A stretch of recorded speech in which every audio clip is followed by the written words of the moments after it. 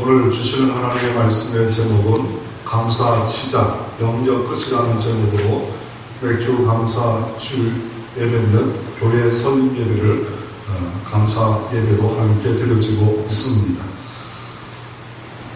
먼저 한 분을 소개하기를 원하는데 미국 캔자스 시티에서 목회하고 계셨던 윌 보엔 목사님이 계십니다. 윌 보엔 목사님은 감사 밴드 운동을 하셨던 이 목사님이신데 어떤 일을 하셨냐면 교인들이 왜 행복하지 않을까, 왜 가정이 행복하지 않을까, 다 조사해 보니까 바로 감사하지 않았기 때문에 행복하지 않은 것을 발견합니다. 아, 감사하면 행복할 수 있구나. 그래서 어떻게 하면 교인들을 훈련시킬까 라고 생각하다가 손목에다 이런 밴드를 하나 차게 합니다. 그리고 무려 21일 동안 차게 합니다. 그러면서 불평함은 오른쪽으로 또 왼쪽으로 이렇게 옮기면서 이렇게 하다가 보면 하루 종일 불평 한 번도 없는 나날들이 생겨졌는데 어느 사람은 8일째, 어떤 사람은 80일째 가야 불평 없고 감사하는 날을 가졌다라고 말하고 있습니다. 통계적으로 보니까 그렇게 한 후에 교회가 밝아졌고 가정이 밝아졌고 삶이 밝아졌다라고 말하고 있습니다. 이 감사의 반대는 걱정도 되고 염려도 되고 불평도 되는데 노만 핀세트 박사는 이런 말을 합니다. 적극적 사고 방식의 대가인 이렇게 말합니다. 염려는 백해무익하다라고 말하면서 40%는 절대로 일어나지 않을 때문에 염려한다. 30%는 벌써 이미 일어난 일 때문에 염려한다. 22%는 별로 신경 쓸 일도 아닌데 염려한다. 4%는 바꿀 수 없는 일을 염려한다. 진짜 염려는 4%라는 겁니다. 100가지 중에 4가지만 염려해야 되는데 내가 잘못 판단함으로 말미암아 염려 중독에 빠져서 살아가는 삶을 통하여 행복을 갉아먹고 있고 평화를 갉아먹는 아름다운 가정, 교회가 될 수 없음을 지적하고 있습니다. 그러므로 이 감사는 신앙의 성숙의 표현입니다. 감사하면 믿음의 표현입니다. 믿음이 있으면 감사하고 감사하면 더 믿음이 생겨질 수 있습니다. 기도의 사람이었던 18세기 영국의 성자 윌리엄 노어라는 사람이 이런 말을 했습니다. 어떤 말을 했냐면 세계 가장 최대의 성자는 기도 많이 하는 사람도 아니다. 더 나아가 예배 많이 드린 사람도 아니다. 성경 많이 읽어보는 사람도 아니다. 헌금도 많이 한 사람도 아니다. 누가 가장 큰 성자인가, 가장 멋진 신자인가를 말할 때 바로 감사하는 사람이었다라고 그분은 말하고 있습니다. 여러분의 지금 현주소는 어떻습니까? 감사하고 있습니까? 아니면 맥주 감사 주일을 예배드리고 교회 설립에 이렇게 감사 예배를 드렸음에도 불구하고 감사하지 못하고 감사를 접먹고 있는 것이 무엇일까? 다시 한번 우리가 이 말씀을 들으면서 치료와 회복과 하나님의 은총이 여러분 가운데 임하는 역사가 있기를 소망합니다. 첫째로 우리가 한번 살펴보기를 원하는 것은 바울의 염려와 고통 속에서 감사를 시작하고 있습니다. 바울은 지금 염려할 거리가 생겼습니다. 바울은 지금 고통거리가 생겼습니다. 오늘 보면은 사도행전 16장입니다. 바로 바울이 유럽을 선교하는 일을 시작한 겁니다. 바로 이탈리아의 바로 빌립보 지역의 한쪽 지역에 들어가서 하나님의 비전을 이루려고 들어갔습니다. 그런데 어떤 일이 벌어집니까? 아무도 자기를 돌봐줄 사람이 없었습니다. 기도하다가 유대인들은 주로 물가에서 회당이 없을 때 10명 정도 모이면 한 회당에 유대인들이 모였습니다. 10명이 없을 때는 어떻게 합니까? 강가에 가서 기도하는 버릇이 있어서 이 바울도 강가에 갔다가 자주장사 누디아라는 여자를 만납니다. 이 자주 옷감을 파는 사람입니다. 그 당시 자주 옷감은 귀족이나 돈 많은 사람들이 팔고 그 염료가 비싸기 때문에 비싸게 우리 같으면 비단을 팔아 자는 사람이었습니다. 돈도 많은 버는 여자가 있었는데 그 여자를 만나서 복음을 증가하여 예수 믿고 구원받아 동역자가 되어지는 역사가 있었습니다. 기도하러 가는 중에 하나님의 역사를 체험합니다. 그럴 때 얼마나 깜짝 놀라겠습니까? 의지할 데 없는 장소에 와서 빌립보 지역에 와서 이런 사람을 만났다는 게 얼마나 행복했겠습니까? 또다시 기도하러 가는 다른 일 때문에 기도하는 가는 중에 귀신들이 점을 쳐서 이렇게 마치는 신통방통한 아이를 만납니다. 진짜 귀신의 역사가 있었던 것 같습니다. 만납니다. 그랬을 때 어떻게 합니까? 그 아이가 불쌍히 여기서 치료해 줍니다. 얼마나 좋은 겁니까? 아니 앵벌이도 아니고 그런 식으로 아이를 구속해서 귀신 들렸다고 점을 잘 침으로 말미암아 돈 벌던 사람이 돈줄이 없어져 버립니다. 그럴 때 그 사람들이 화가 납니다. 그리고 어떻게 합니까? 가서 고발합니다. 매를 때립니다. 그리고 옷을 벗깁니다. 아니 이렇게 저 유대 땅에서 최고의 학문을 배웠고 또 터키에서 유학하였던 이 사울이 매를 맞고 옷이 벗깁니다. 얼마나 많은지 많이 맞았다고 말을 하고 있습니다. 그리고 감옥에 들어가는데 오늘 성경에 보면 깊은 감옥이래요. 1층 같은 감옥이 아니고 2층 같은 감옥이 아니고 지하 깊은 감옥에 바퀴벌레가 있고 습기가 차고 답답하고 괴로운 그 감옥에 착고가 차여서 움직일 수 없는 그런 감옥에 들어갑니다.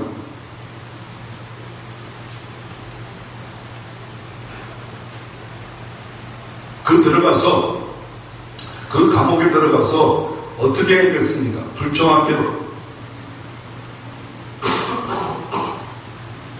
불평하는 게 마땅하지 않겠습니까? 원망하는 게 마땅하지 않겠습니까? 그런데 그곳에서 사도 바울이 25절에 보면 시간에 관련된 단어가 등장합니다. 그냥 그 바울의 행동을 기록할 수 있지만 한밤중에 사도 바울이 이제 기도를 시작합니다. 찬송을 시작하는 모습을 볼 수가 있습니다. 지금 힘겹습니다. 억울합니다. 그런데 한밤중에 찬양합니다. 그러니 옆에 있는 사람은 제주도 듣고 다 듣지 않겠습니까? 얼마나 적막한 가운데 그 감옥에 있는 사람들이 다 하는 소리가 내가 죄가 없다, 원망하고 불평하고 마땅한데 하나님의 일을 하는데 하나님이 보호해주시고 하나님이 지켜주셔야 되는데 왜 이런 한밤중이 내 인생에 왔을까? 한밤 같은 이런 일이 있을까? 이 시대에 코로나를 당함으로 말미암아 우리 교우 중에는 직접 어려운 일 당한 분들이 있을 수 있겠지만 그러나 제가 보기에는 저 여행사 진짜 타격을 맞아서 재해를 맞았습니다. 비행기 업종에 있는 사람들 지금 먹을 길이 없고 왜요? 비행기가 떠야 뭔가 돈이 들어오지요. 그 관련된 수십만 년들이 그 가족이 연결된 사람들은 돈이 안 들어옵니다. 생활비가 안 들어옵니다. 그거 관련된 수많은 사람들 또 다른 학원계들 얼마나 많은 아픔과 한밤이 다가와 있습니다. 그럴 때 바울 같은 한밤이 다가오고 우리는 다가올 수가 있다는 것. 축보로 했죠. 언제 이렇게 코로나가 와서 이런 어려움이 올 줄 누가 알았겠습니까? 그런데 중요한 건 뭐냐면 한밤중은 누구에게 옵니다. 선택이 중요하다는 겁니다. 바울은 선택합니다. 기도를 선택합니다. 바울은 선택합니다. 찬양을 선택합니다. 그러므로 억울하고 답답한 상황이었음에도 불구하고 찬양을 선택하고 기도를 선택한 사도 바울에 하나님이 주목해보지 않겠습니까? 하나님이 기울여지지 않겠습니까? 하나님이 도와줄 능력이 있다면 다 도와줄 수 있지 않겠습니까? 바울과 실라가 억울한 이 가운데 하나님을 찬송할 때 하나님께서 역사를 허락해 주시는 것을 볼 수가 있습니다. 어두운 밤입니다. 도대체 어떻게 할 방법이 없고 어떻게 할 일이 없습니다. 그리 아니하실지라도 찬양합니다. 그럼에도 불구하고 찬양합니다. 그래도 찬양합니다. 여전히 한밤중입니다. 피가 흐릅니다. 억울합니다. 답답합니다. 힘겹습니다. 왜요? 찬양하는 이유가 뭡니까? 하나님이 계시기에, 하나님이 살아계시기에, 지금까지 도와주셨기에 도와줄 줄 믿고 기도합니다. 도와줄 줄 믿고 찬양합니다. 그럴 때 하나님이 들어주십니다. 하나님이 개입해 주십니다. 역사해 주십니다. 바울의 고난 어떻게 평가할 겁니까? 그 고난은 억울한 고난이 아니겠습니까? 좋은 일 했지 않습니까? 귀신들 이런 일을 당할 때도 기도하면 하나님이 아름답게 계산할 수 있습니다. 이럴 때 찬양하면 더 하나님이 집중해서 우리를 들을 줄로 아시기를 바랍니다.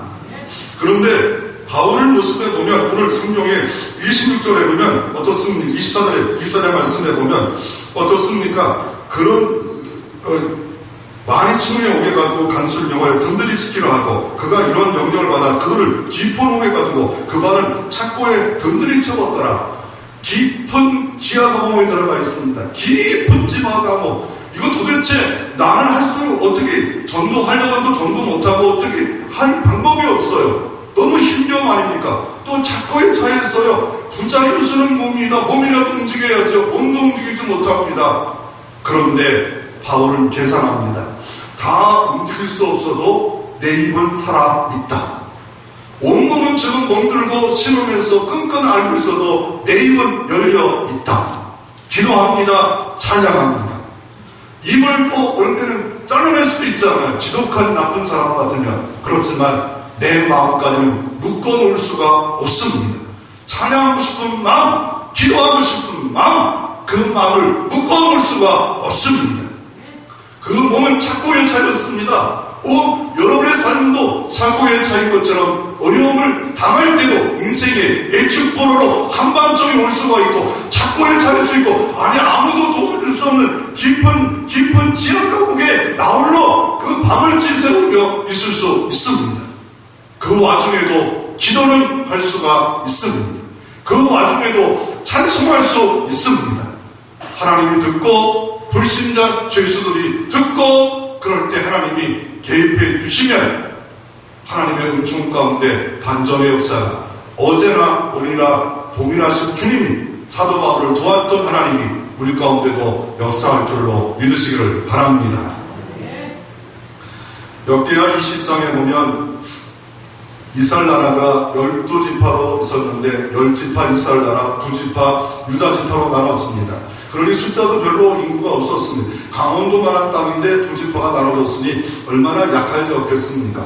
그런데 연합군들이 쳐들어옵니다. 비교가 안 됩니다. 옛날에 이스라엘 나라와 아람 나라가 싸웠을 때 이스라엘 나라가 이겼잖아요. 왜요? 그들은 임신한 사람이 비행기를 타고 올라가서 애가 죽을지라도 나를 지키겠다는 하나님께 영광 돌리겠다는 그런 의식이 있는 사람이 있었다 합니다. 그런데 이 아랍 사람은 도망가고 피난하고 자기 살 길만 살았던 사람은 아무리 많은 아랍의 연합군이 있어도 이스라엘 나라에게 이길 수 없듯이 여호사밧 때 어떤 일이 벌어집니까?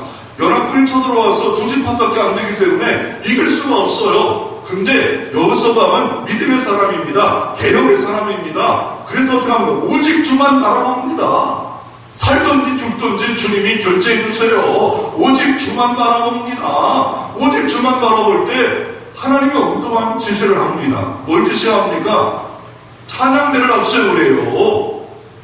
이 말은 우리가 다시 한번 생각해보면 뭐예요? 로마 개선을 할 때, 승리할 때 악당이 앞에 있는 것처럼 그 모습으로 나가래요. 벌써 승리했다는 거예요. 너 기도했고 승리했다는 거예요. 어려운 가운데 기도하면 벌써 승리가 이루어질 수 있다는 거예요. 찬양대를 앞세워라. 그럴 때 어떤 일이 벌어집니까? 하나님이 그들을 혼미케 하며 연합군이기 때문에 아군인지 적군인지 옷도 구분도 안 되고 어떤 사람이 아군인지 적군인지 올라가지고 자기들끼리 치다가 다 전멸하는 역사를 하나님이 이루어지는 것을 성경에 기록되어져 있습니다. 그러므로 한밤중입니까? 억울합니까? 오직 주만 바라보십시오. 기도하십시오. 찬양하십시오. 하나님이 계산해 줄 줄로 믿습니다. 그 믿음이 하나님의 보좌를 움직여놓고 때를 따라 돕는 은혜가 우리의 삶 가운데도 나타날 줄로 믿으시기를 바랍니다.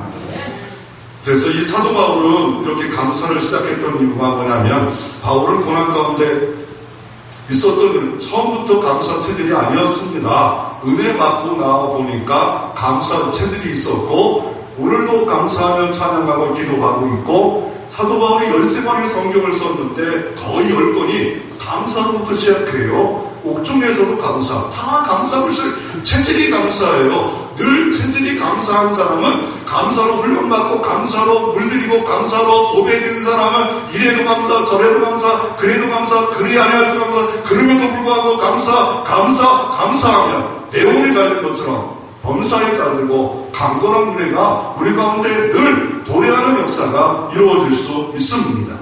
빌립보 4장 6절 7절에 보면 사도 바울은 이렇게 말합니다.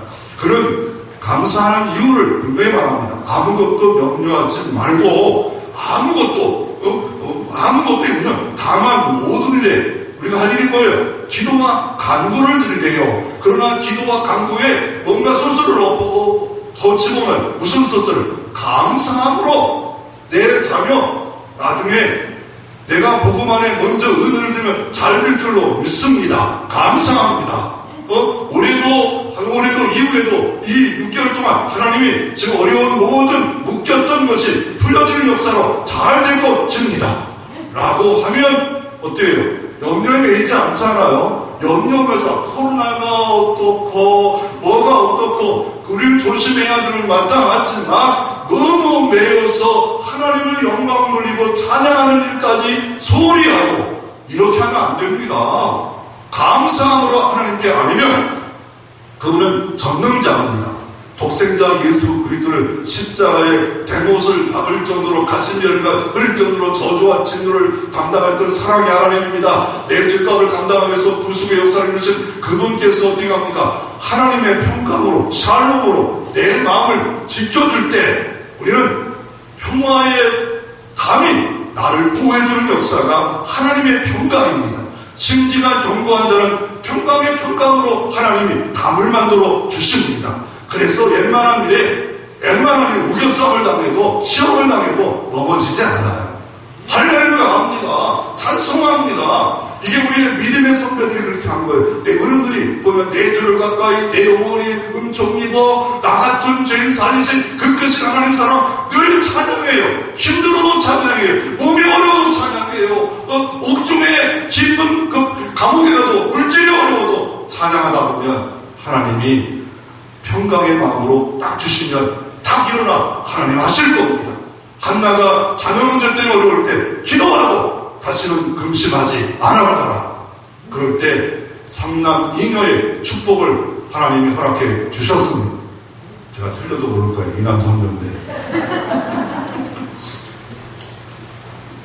하박국의 감사가 등장하잖아요. 바벨론 포로로 잡혀갔을 때 이 하박국이 보니까 왜 우리가 거룩한데 나쁜 막대기로 우리를 거룩한 사람을 칩니까? 왜라는 질문을 합니다. 왜 우리는 예수 믿었는데 왜 고난이 옵니까? 어려움이 옵니까? 왜 이형 치면 좋은 막대기를 쳐요? 더 못 뛰고 무상이 가득한 바벨론, 지금 그 아수르 제국이었던 그 바벨론 제국의 그 사람들이 왜 우리를 칩니까? 그럴 때 비록 받을지라도 기다리라. 의는 믿음으로 말미암아 살리라. 이 말씀을 받고 나서 마지막 결론이 뭡니까? 나는 무화과 나무가 없다. 이스라엘 민족은 진창의 무화과 나무 열매를 1년에 7차례를 땁니다. 그냥 또 따서 누구든지 먹을 수 있는, 가다가 그냥 이렇게 덤으로 줄 수 있는 무화과 나무 열매입니다.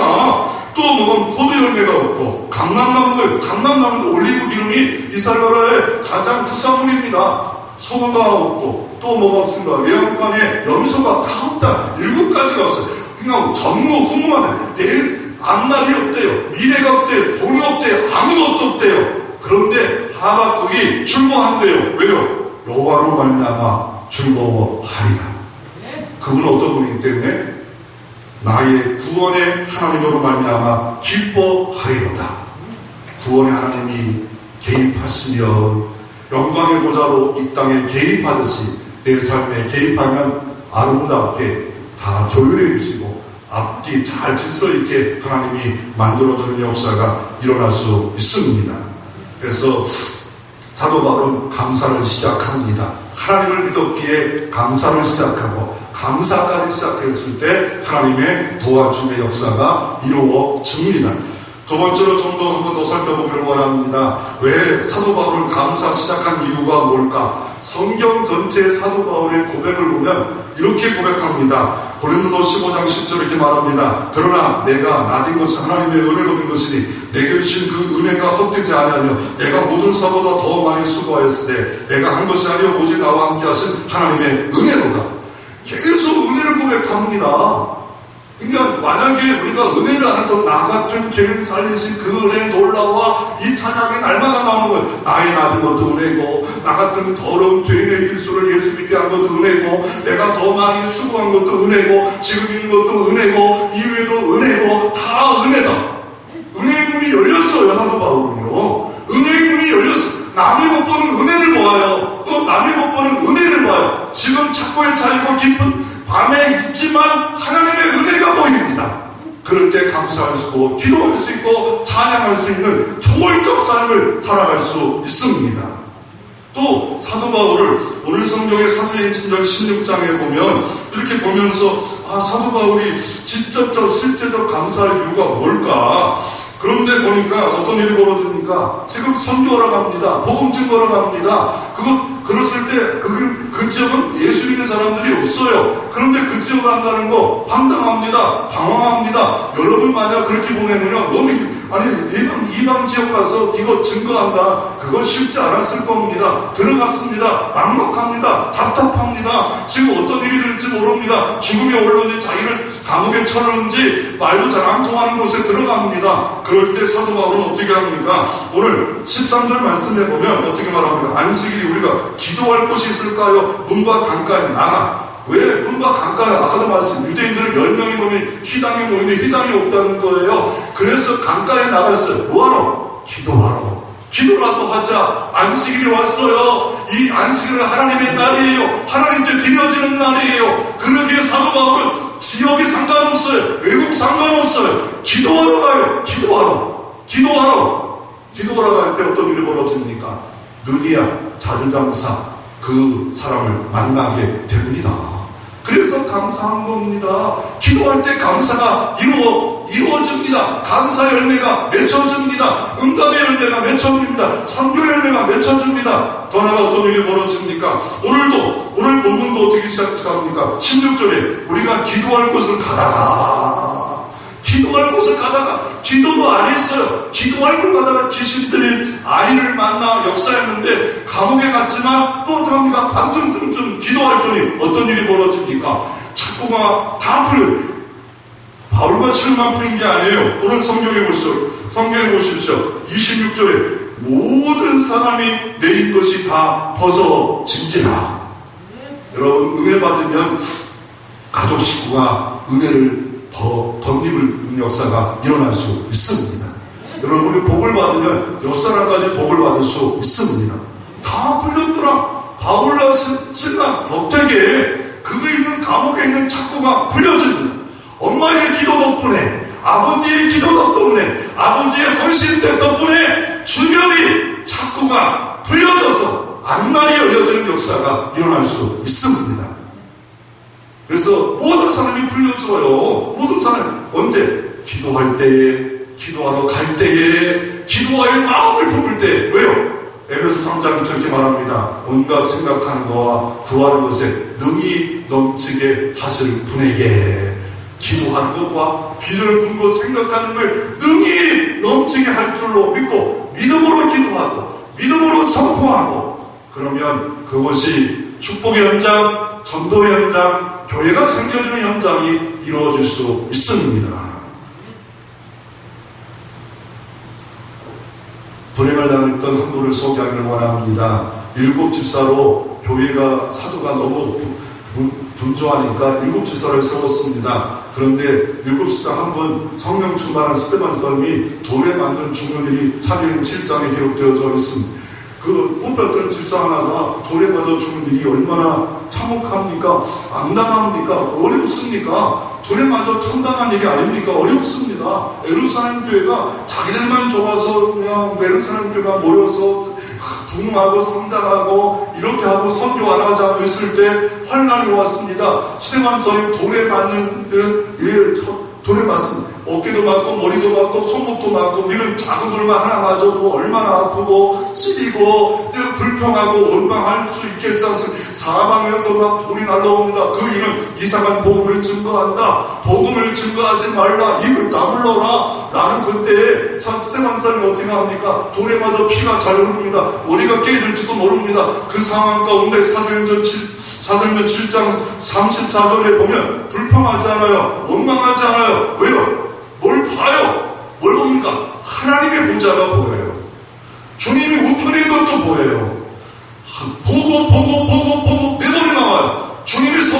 봐요. 우편에 계신 걸 봐요. 일어서 계신 걸 봐요. 그럴 때 기도가 나오는 겁니다. 찬송이 나오는 겁니다. 억울한 상황입니다. 그때 주님을 바라봅니다. 봅니다. 내가 되게 어렵고 내 삶이 어려울 때 봅니다. 주님을 봅니다.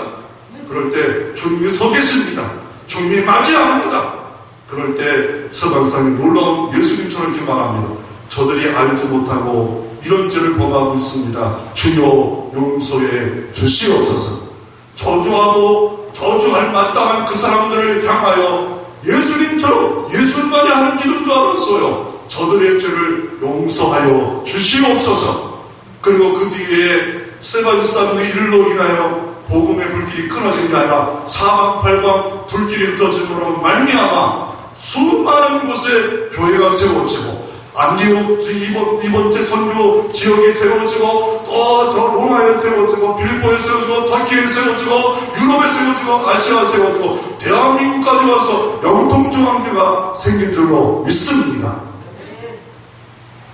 사도 바울이 감사를 시작한 이유를 다른 성경에 어떻게 말하고 있습니까? 감사의 근거를 골로새서 2장 6절 이렇게 말합니다. 그러므로 너희가 그리스도 예수를 주로 받았으니 그 안에서 행하되 그 안에 뿌리를 박으며 세움을 받아 교훈을 받은 대로 믿음에 굳게 서서 감사함을 넘치게 하라. 이유가 있어요. 예수를 주님으로 받았대. 이제 주님으로 받은 사람들은 감사로 하는 거예요. 주님과 이제 주로 받았어요. 왕으로 받았어요. 감사를 시작하라. 그리고 그다가 교훈을 받아라. 말씀을 받아라. 그리고 믿음에 굳게 서서 양보하지 말라. 불평할 일에 불평하지 말고 원망하지 말고 짜증내게 짜증하지 말고 일반 사람 다 한다 하지 말고 감사함을 넘치게 하라. 왜요? 예수를 주로 받았고 그 안에 거하고 인그리스도가 되었다면 예수님이 해결해 주신다. 예수님이 도와주신다. 예수님이 말씀하시면 끝장난다. 아름답게 변한다. 그렇게 감사하면 하나님이 들으시고 역사하는 일이기 때문에 감사하라. 바울은 알았기 때문에 감사했던 거 볼 수가 있습니다. 그런데 감사에 반대했던 바로 뭐가 있습니까? 바로 염려가 있습니다. 우리가 이 땅에 왜 염려합니까? 이 감사하지 못하고 왜 염려하고 우리가 불평합니까? 그런데 이 크리스톰이라는 사람이 있었는데 이 사람은 누구냐면 초대 교범입니다. 우리가 신약시대가 딱 시작돼가지고 신약시대가 끝난 신약시대 사도들이 활동하다가 다 돌아오셨어요. 마지막 요한이 돌아간 뒤에 교부가 생겼습니다. 폴리가 교부고 또 이 크리스토톰이라는 이 교부는요 그 당시에 가장 잘 설교하는 분이었습니다. 그분이 이렇게 말합니다. 감사. 초대 교부 중에 이분이 이렇게 말합니다. 죄 중에 가장 큰 죄는 감사하지 않는 죄다. 감사하지 않는 죄가 죄예요. 이것 때문에 분란이 일어나고 이것 때문에 다툼이 일어나고 이것 때문에 원망이 일어나고 거기서 불씨가 일어나기 때문에 감사하지 않는 게 최대의 죄예요. 감사하지 않는 게 죄였구나. 그리고 마테오는 이렇게 말합니다. 그럼 15세기 종교개혁자 아닙니까? 마귀의 세계는 항상 원망과 불평만 있을 뿐 절대 감사가 없다. 하나님 편에 있는 자는 절대 감사하지만 마귀는 절대 감사가 없고 항상 불평과 원망이 있다라고 말을 하고 있습니다. 감사가 시작한 이유가 뭡니까? 저는 이렇게 봅니다. 행복의 요인이 여기에 달려있다. 행복의 요인은 어디에 있을까? 소유에 달렸을까? 환경에 달렸을까? 주관적일까? 절대 기준이 없을까? 저는 이렇게 생각합니다. 행복은 감사에 달려있다. 행복 지수가 높아지면 감사 지수가 높아진 사람이에요. 자족 지수가 높아지고 감사 지수가 높아진 사람은 행복해요. 늘 찬양해요. 늘 기뻐요. 늘 감사해요. 늘 은혜를 붙잡아요. 늘 기도해요. 늘 찬송해요. 그것에 하나님이 늘 함께하는 역사도 이루어지고 복된 열매도 이루어질 수 있습니다. 그러면 염려를 시작하는 이유가 뭘까요? 마태복음 6장에 보면 이 한 장이랑 염려에 대한 이야기잖아요. 주님이 첫 번째 가르침에 이걸 말씀합니다. 염려하지 말라 말씀하면서 염려하는 이유를 말합니다. 감사의 이유 반대, 염려하는 이유 불필요한다는 거예요. 마태복음 6장 27절 이렇게 말합니다. 너희 중에 염려함으로 그 길을 한 자라도 할 수 있겠냐? 우리가 염려는 백해무익한 아무것도 할 수 없는데 염려하고 있대요. 둘째, 불신앙입니다. 30절에 오늘따라 내일 아궁이에 던져지는 들풀도 하나님께서 이렇게 입히시거늘 하물며 너희가 뭐냐 믿음이 작은 자라. 우리가 빨간 줄 치는 책은 뭐예요?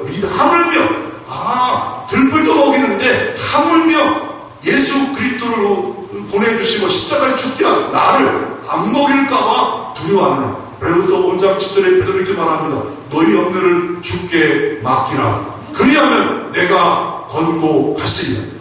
권고란 말은 인도해 주신다는, 주님께 믿음으로 맡기면 주가 인도해 주십니다. 전능자, 성령 상담자가 남편도 아내도 상담할 때가 없을 때가 있어요. 하나님 앞에 나가 상담하면 카운셀러가 되어가지고 우리를 가장 아름다운 길로, 복된 길로 카운셀러 하시고 인도해 주십니다. 염려를 어떻게 해방할 수 있겠습니까? 마태복음 6장 이렇게 말합니다. 하나님이 우리의 공급자임을 믿어라. 하나님이 때에 따라서 다 허락해 줄 줄로 믿으라는 거예요. 일반 모든 자연도 하나님 먹이시는 하물며 너희일까 보냐 믿음이 적은 자들아 염려하지 말라. 공중의 새를 보나 심지도 않고 거지도 않고 창고에 모아지도 아니하되 너희 하늘 아버지께서 이르시나니 너희는 이것들보다 귀하지 아니하냐. 나는 주 예수를 믿어 그리스도의 피값으로 산 존재가 되었기 때문에 나는 하나님이 먹여줄 줄로 믿습니다. 입혀줄 줄로 믿습니다. 이러면 하나님께서 책임져 주시겠대요. 하나님을 믿지 못하면 염려 가운데 들어갈 수 있다는 거예요. 또 하나님 아버지를 믿으래요. 그분은 전능자입니다. 인간 아버지는 못 도와줄 때가 있어요. 못 도와주잖아. 왜 힘이 없으니까 나약하니까. 그리고 100세 돼가지고 앞날이 어떻게 될지 몰라. 못 도와주잖아요. 근데 전능자 아버지는 언제든지 믿음 가운데 우리가 서 있으면 도와주는 거기 때문에 염려하지 말라. 이는 다 이방들이 구하는 것이라. 너희 하늘 아버지께서 이 모든 것을 너희에게 있어야 할 줄로 아느니라. 그럼 염려만 하지 말라고 했습니까? 아닙니다. 6장 3절에 너희는 먼저 그 나라와 그 의를 구하라. 그리하면 이 모든 것을 너희에게 더하시리라. 이 모든 게 뭐예요? 의, 식, 주를 더하시래요. 하나님이 곱하게 하신대요. 하나님이 제공을 하신대요. 믿으시기를 바랍니다. 우리가 할 일은 뭡니까? 염려 대신에 하나님의 의를 구합니다. 복음나라, 복음사역을 감당합니다. 하나님을 기쁘게 해드립니다. 그러면 하나님이 우리의 소원을 만족하는 역사도 이루어질 것이고 모든 것을 더하셔서 곱하기 제공으로 하나님이 하실 수 있는 능력이 많기 때문에 언제든지 얼마든지 하나님이 하실 줄로 믿습니다. 조정민 목사님이라는 분이 있어요. 조정민 목사님은 누구냐면요, MBC 워싱턴 특파원을 가지고 앵커했던 사람입니다. 이분은 52세까지 술을 한 번 먹으면 10병 소주병을 먹는 사람으로 특이 있고, 두 번째로 비판력, 논술력, 이분을 따라갈 사람이 없었어요. 근데 자기 인생에 비극적인 벌어졌어요. 그 이유가 뭐냐, 아내는 예수를 믿고 교회를 너무 잘 나가요. 너무 잘 나가가지고 이게 신경 써요. 어떻게 신경 썼냐면요, 둘 중에 하나다. 그냥 새벽 예배까지 가니까 신경 쓸만도 해요. 아니, 둘 중에 하나는 방신자, 하나는 오늘 이렇게 하영주 목사의 바람난다. 바람난 줄 알고 그래가지고 새벽 예배를 뒤따라가요. 차를 끌고 와서. 그래가지고 제일 뒤에 앉아가지고 기둥 뒤에 앉아가지고 아내하는 모습을 봅니다. 새벽에 이렇게 하고 기도도 막 흔들고 하고 막 울기도 하고 막 합니다. 그렇게 하다가 비판하려고 가다가 주님을 만납니다. 예수를 만납니다. 그리고 학기로서 52세 목회자가 되고 하나님의 교회를 세워 일합니다. 그분이 이런 말을 합니다. 나만큼 비판 잘하는 자가 어디 있을까? 나는 비판을 하려면 얼마든지 모든 정치, 경제, 정치 다 할 수 있다. 그런데 나는 행복하지 않았다. 비판을 내려놓고 감사한 만큼 나는 행복자임을 알았다. 그분은 이렇게 말을 하고 있습니다.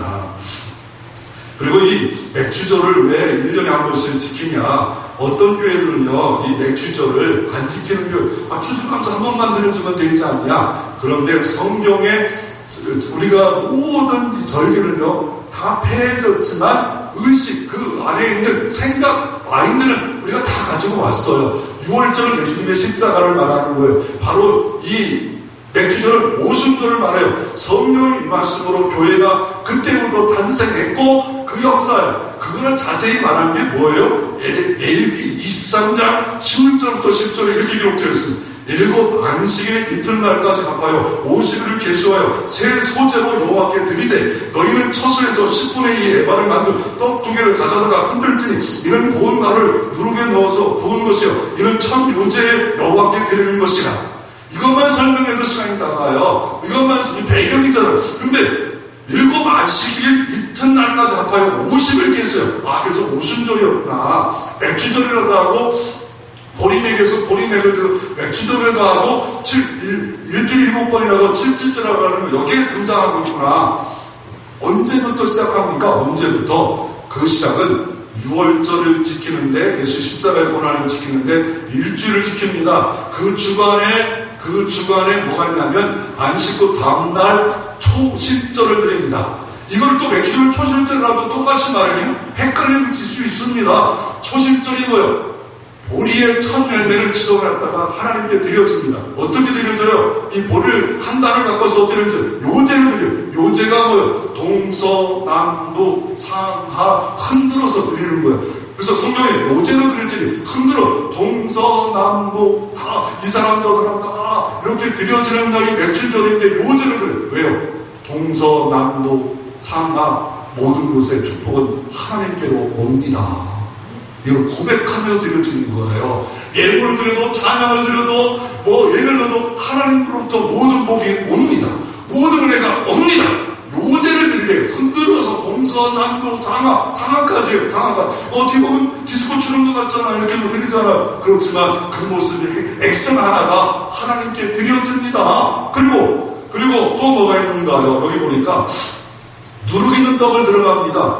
무교절에는요. 무교절이 있잖아요. 6월절에 무교절을 근데 그때는 누룩이 없는 떡을 가. 예수님의 근데 이때부터는 누룩 있는 떡을 먹고 그리고 새 소재라 하고 그리고 떡 2개를 드려요.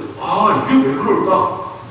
하나는 성령을 통하여 새로운 바로 교회가 탄생할 것을 미리 예표하고 있는 거예요. 더 나아가 새 소재를 드린다는 건 뭐냐면 예수 그리스도를 통하여 부활의 첫 열매 되신 주님처럼 초실절을 드림으로 나도 부활의 백성이 된 것을 감사하면서 드려지는 거예요. 더 나아가 이거와 상관없는 게 뭐냐면요. 감사 절기를 드리는 게, 절기라는 거는 히브리어로 모예드예요. 기억하라는 거예요. 기억을 왜 합니까? 까먹었다는 거예요. 우리가 일상생활 살다 보니까 바쁘고 힘들어 감사를 까먹으면 우리가 몸이 막 너무 다운되고 수혈을 받잖아. 긴급 수혈해요. 다시 감사를 회복해요. 6개월 동안, 추수감사를 동안 또 감사하자. 감사를 깨어내게 하는 수혈의 시간이에요. 수혈. 이 시간도 다시 감사가 회복되지 않으면 우리가 6개월 동안 감사도 주동들 감사를 잊어버릴 때가 있잖아. 감사해야겠다. 이런 의미에서 드려지고 감사는 바로 현재 의미, 지금 하는 거예요. 나중에 잘 됐을까. 그래서 2개의 빵을 드려주는데 왜 그랬을까? 여러 가지 해석이 있는데요. 그 이유 중에 하나가 시내산에서 모세가 십계명을 받을 때 두들배를 받잖아요. 그때부터 시내산부터 하나님의 백성의 계약을 합니다. 결혼 계약.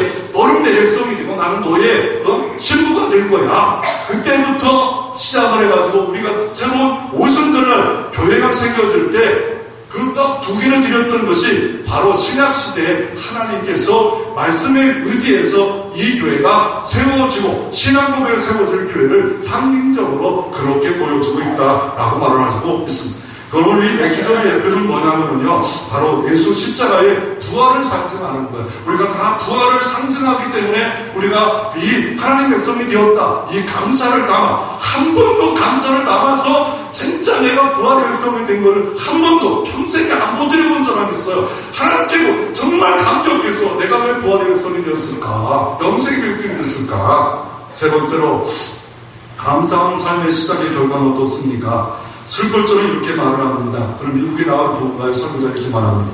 우리에게 별빛을 주시는 은혜를 감사하면 하나님께서 우리에게 달빛을 주실 것이요. 우리에게 달빛을 주신 하나님께 감사하면 우리에게 햇빛을 주실 것이요. 우리에게 햇빛을 주신 하나님께 감사하면 우리에게 세상에 없는 바로 영적인 복음의 빛, 영생의 빛을 허락해 주실 것이다. 감사하면 더 큰 감사거리와 기적거리가 이루어집니다. 사도 바울 오늘 감사했던 어떤 일이 벌어집니까? 우물이 열립니다. 자꾸만 차례 올립니다. 이 감수장이가 날이 새도 딱 보니까 우물이 열렸고 죄수이 다 나가면 자결하려고 합니다. 바울이 갑자기 소리 지르는 자결하지 마세요. 내가 여기 있습니다. 그럴 때 어떤 일이 벌어집니까? 29절에 그전에는 막 매일 때리고 감옥에 깊은 감옥에 들은 간수와 간수장이가 등불을 달아하고 사도 바울의 몸을 딱 씁니다. 그리고 그 무릎을 꿇습니다. 그리고 말합니다. 어떻게 하면 구원을 받을 수 있겠냐? 라고 묻습니다. 그럴 때 사도행전 16장 31절에 가로되 주 예수를 믿으라. 그리하면 너와 네 집이 구원을 얻으리라. 그 환경이 역전되는 역사가 이루어집니다. 그리고 그가 집에 들어가서 먹을 걸 주고 닦아주고 온 집이 세례를 받는 역사가 이루어졌더라. 35월에 날이 샜습니다. 그럴 때 사도 바울이지만 나는 로마의 시민권을 갖고 있다. 로마의 시민권은 지금 재판도 안 받고 이렇게 하면 안 된다. 왜요? 그 당시 로마가 통치하는 시대이고 로마의 시민권을 갖고 있었습니다. 그럴 때 상관들이 깜짝 놀랍니다. 이거 큰일 났다. 그래서 상관들이 그냥 와서 막 하면서 제발 좀 두 가지 부탁한다. 하나는 뭐냐? 제발 좀 일에 대기하지 말고 이곳을 떠나가라 말합니다. 상관들이 막 와요. 떠나가라. 그렇지만 떠나가는 게 사도행전 17장 1절에 보면 데살로니가 가서 3주 만에 교회를 만들어주는 역사가 하나님의 역사입니다. 그러므로 우리가 감사하면 또 다른 감사거리가 감사 열매가 이루어질 수 있습니다. 칼 히틀이라는 사람이 이 사람은 누구냐면 스위스의 대단한 법률가의 학자입니다. 행복이 무엇인가를 연구해서 행복론이라는 책을 썼어요. 어디 행복이 있을까? 성경도 보고 철학도 보고 다 봤는데 행복은 어디에 있는가? 감사하라 그러면 젊어질 것이다. 감사하라 그러면 발전할 것이다. 감사하라 그러면 기쁨이 넘칠 것이다. 지극히 작은 것에 감사할 수 있는 사람은 행복지수가 올라갈 수 있음을 말하고 있습니다. 이번 주에 제가 강좌를 들었는데 주영훈 집사님입니다. 이 집사님은 이 목회자 자녀입니다. 목회자 자녀인데 너무 목사님이 저보다 더 한 단계 위에 목사님이신 것 같아요. 경건파. 그래가지고 세상 노래도 듣지 못하고 이렇게 했던 이 주영훈이 은사가 있었던 것 같아요. 작곡을 200곡을 해가지고 그게 은밀히 해가지고 잘 만들었어요. 그러다가 미국에서 목회하신 목사님의 눈을 피해서 25만 원 딱 들고 대한민국에 들어왔어. 그리고 200곡을 했는데 다 히트가 됩니다. 돈을 억수로 봅니다. 그래가지고 막 방송에 나가고 막 엄청나게 자기 아내도 얻고 그러면서 하나님과 점점 멀어집니다. 목사님 시야도 멀어졌고 다 멀어집니다. 그런데 어느 날부터 하나님을 찾자니까 고난이 시작됩니다. 왜냐하면 갑자기 마약 조사를 받으러 하고 또 계속 마약 조사가 이상하게 가가지고 막 밤새 촬영하고 마약 조사하고 또 이렇게 하다가 어느 날은 자기가 한 것도 아닌데 또 마약 조사를 하는데 뭐냐면요. 탤런트가 만약에 주기범인데 원래 이름이 주영훈이에요. 근데 너무 목록 보고 주영훈 오라고 해. 왜요? 똑같은 이름이니까 주영훈이 그럼 또 마약이 했나봐. 그리고 마약에 대해서 얼마나 많이 이 사람에게서 많은 사람들이 입에 오고 갔습니다. 그리고 또 어떻습니까? 그 양반이 몸에 심장이 두 개 달려가지고 달리기를 못해요. 그런데 그것 때문에 군대 못 갔는데 병력도 기피한 놈. 그래가지고 길을 가다가 사람들이 다 조롱하고 몇 시간 대인기불증, 우울증, 사람 만나기 싫었대요. 너무 싫었대요. 그런데 어느 날 변합니다. 그 이유가 무엇이냐면요. 이 선이라는 사람이 있었는데 가수입니다. 예수입니다. 이분과 함께 다른 유명한 탤런트와 필리핀에 가난한 곳에 가서 얼마나 가난한지 수상가옥인데 그냥 너무 작은데 똥냄새 나고 너무 힘들어. 근데 자기는 얼굴이 기쁨이 없고 예수를 믿긴 있지만 목사님 되는 건 너무 힘들었대요. 근데 가니까 자녀가 그걸 기뻐하는 모습을 보면서 충격을 받았대요. 물질 때문에 그런 게 아니구나. 상황 때문에 그런 게 아니라 내 생각을 바꿔놓으면 감사할 수가 있구나. 더 충격받은 게 뭐냐면 이 선이라는 사람이요. 이 어느 단체가 있어. 어린아이들 돌보는 단체에 그 단체에 기부금을 얼마나 주는지 4만 5천 원짜리 600개. 5만 원씩 600개면 3천만 원이에요. 그리고 또 300개. 900개를 보내니 4천만 원, 5천만 원 매달 나가. 애가 몇이에요? 통장 잔고가 없어요. 왜 그렇게 하냐? 하나님이 하실 거다. 하나님 믿거다. 야, 저도 그 선 같은 사람은 저한테 한 명언이 못 내밀어요. 그런 사람도 있었구나. 그 주변에 그런 사람 때문에 지금 뭐합니까? 새롭게 하소서에 MC를 하고 있어요. 하나님의 은혜 주시니까 변화받아 새롭게 은총 가운데 살아가는 역사가 이루어진 것을 볼 수가 있습니다. 여러분, 염려는 백해 무희입니다. 감사 밴드라도 우리 교회가 했었죠? 하면 참 좋을 것 같습니다. 감사할 이유가 뭡니까? 하나님의 은혜입니다. 감사할 때 기적이 이루어질 수 있습니다. 혹시나 한밤중에 있다면 바울과 실라처럼 해보십시오. 그럴 때 하나님이 도와줄 줄로 믿으시기를 바랍니다.